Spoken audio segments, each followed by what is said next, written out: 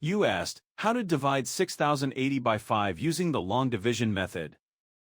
6 divided by 5 equals 1. 1 times 5 equals 5. 6 minus 5 equals 1.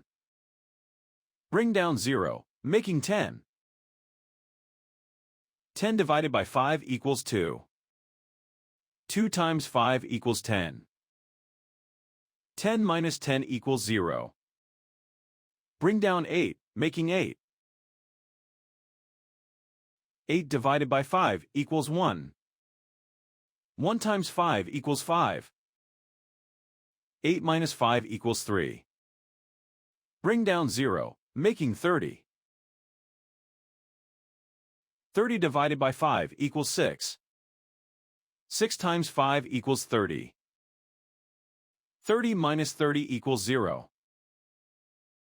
The remainder is 0. The final result is 1216.